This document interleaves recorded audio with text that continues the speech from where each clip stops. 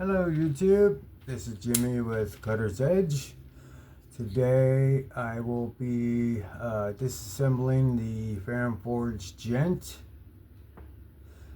This is the more budget friendly version. Dropped a long time ago. It's well under $100. It's a very good knife. It's pretty much already clean. I just want to show a breakdown, disassembly, and then reassembly. It's like a tutorial in a way. So this is the Gent. We'll go ahead and start with this. So we'll take the T8 bit, get after it with the pivots. Let's bring this light maybe a little more to me. Alright, so you guys can see. I know the camera angle's kind of jagged, but just bear with me. Alright, so take this T6 screw out. Just be careful with the T6s. Make sure you just take your time when you're taking them out.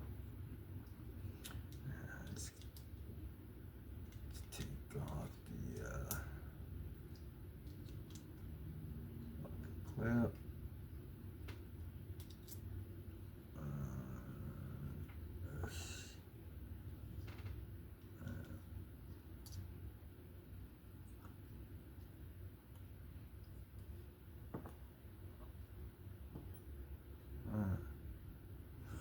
alright, so go ahead and take the top layer of the G10 off. There's going to be a screw right here. That's a T6.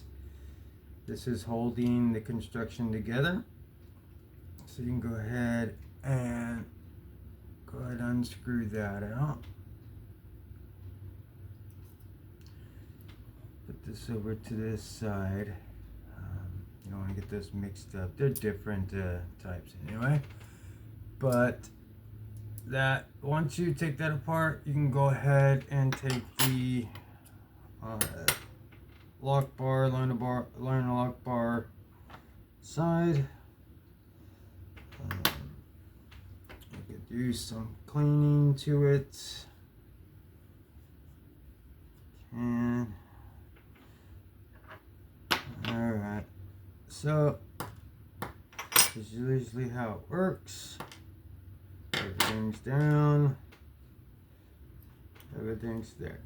So it's all broken down.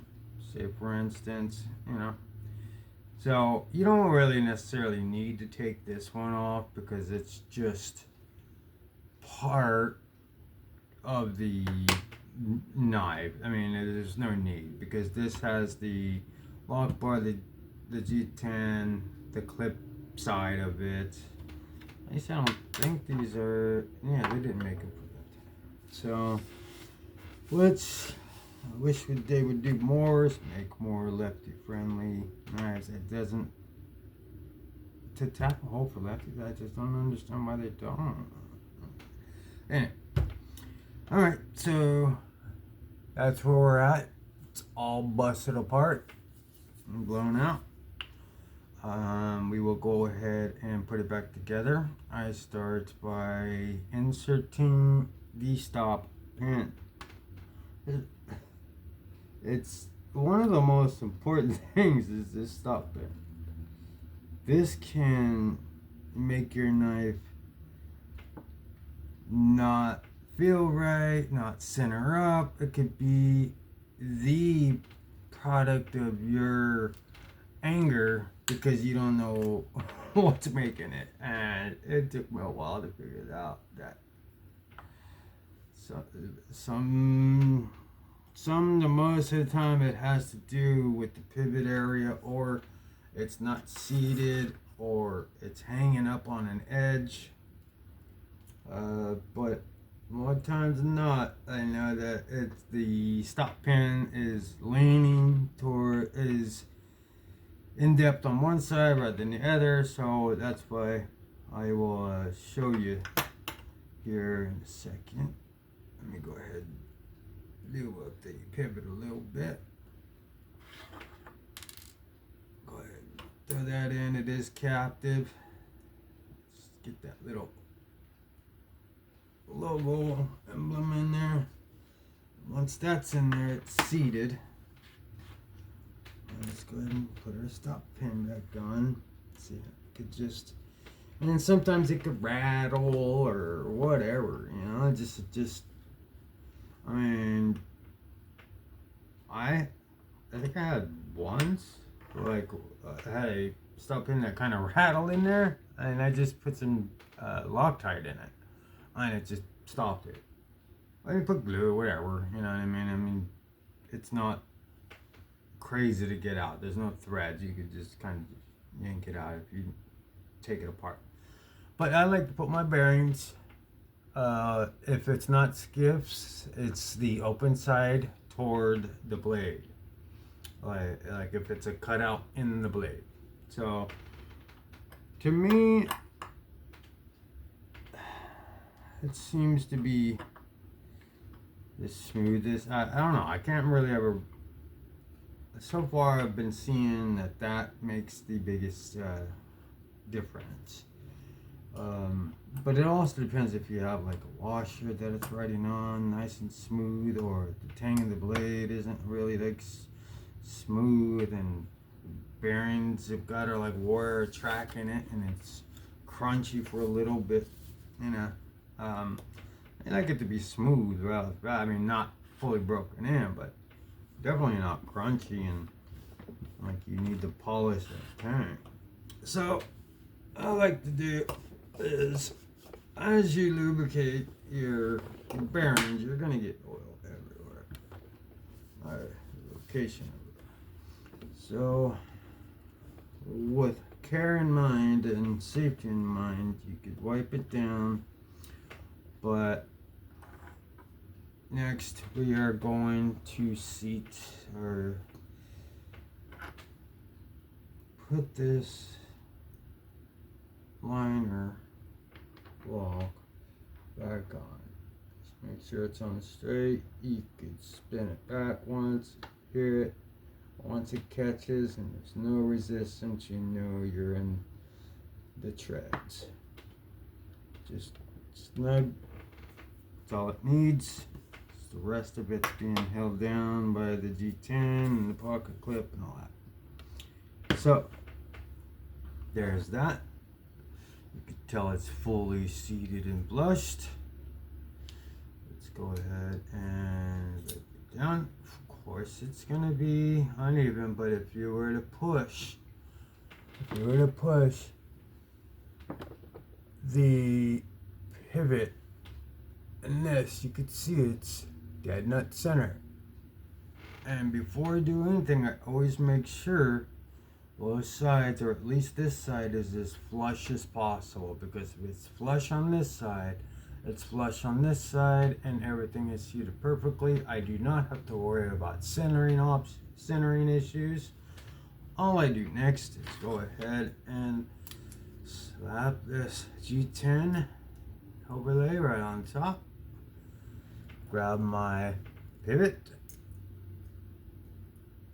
put it in there. If you want to, you kind of start with the 1 or 2 threads. These are all steel construction, except for the G10, of course. And this part here, sometimes people think that that's in. That's not in. That is protruding. That is hanging up on the edge of the G10. You leave it like that and crank it down, that's what you get. See what I'm saying? That stop pin and that G10 overlay, you need to make sure, back that out, and you wiggle it, or at least line it up as you're screwing it in, that it gets past that. Like, wiggle it around, and then you'll feel the screw continue to screw in, and then it's semi-flush, where it's supposed to be. And if everything's good, you'll be dead nut centered. Right? All you did was tighten the pivot up and make sure it got past the G10 and seated down into the G10. And then my stop pin right there is equal. And how I know is because my blade is centered. From simply grabbing it like this in the beginning, knowing that I'm not going to have to deal, there's some that have body screws right here where, the centering becomes an issue, but these builds that they did make it so easy that it can't help it be centered as long as you put everything back together right. So that is on. We will go ahead and put the body screws in. And I got these bit drivers. These are just awesome. They're very light. I don't know if that's Ultim, but it's pretty good. I don't know. It's got just enough torque like a stubby, but I'm glad to have my CRKT on my stubby for maximum leverage. All right.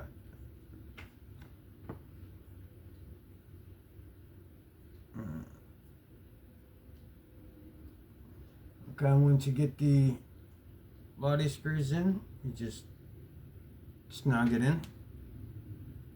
And then this is the clip side. So the next thing we're gonna do is go ahead, oh wait, yeah.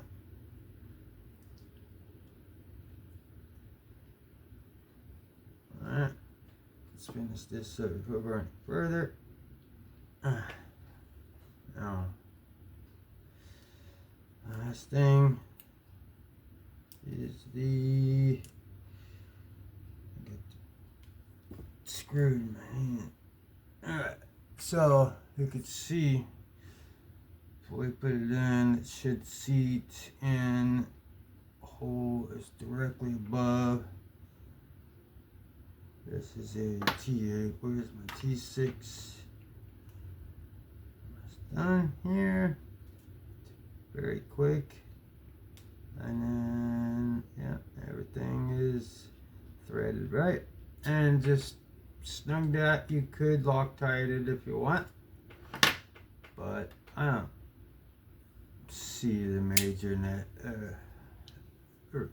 necessity to put in Loctite on this just yet.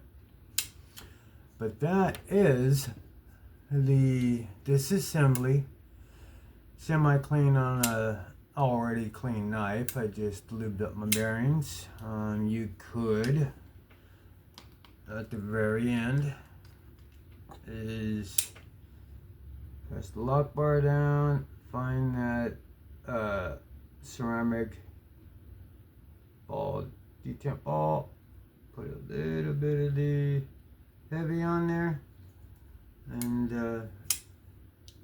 that's it. And so you always want to make sure you put your tools back, have them so they're always available. That's just the way I work. I'm telling you guys how to deal with your tools. But that was the Ferrum Forge Gent. Beautiful build, very easy. Anybody could do it that is semi experienced. You can't go wrong with this. I mean, the only way is if it's not seated right, but it's very difficult for it not to be. So it's a great start, and it was a very inexpensive version of Ferrum Forge knives. So that is the Gent Disassembly, Reassembly Ferrum Forge Gent. This is Jimmy with Cutter's Edge. I appreciate you guys tuning in. If you could please give me a like, a subscription, just engage. You know, just if I'm doing something wrong or if I'm doing something right or whatever, it helps a lot, and I'm getting that a lot, and I do appreciate everybody's comments, and I'm just trying to pump out all kinds of different content, and I do like to do breakdowns and disassemblies and stuff like that. So, and skip installs, so I could do stuff like that as well in the future. But to wrap this one up, again, Jimmy Cutter's Edge breakdown of the Ferrum Forge Gent. Okay. Talk to you guys later. Have fun. Stay safe. Bye bye.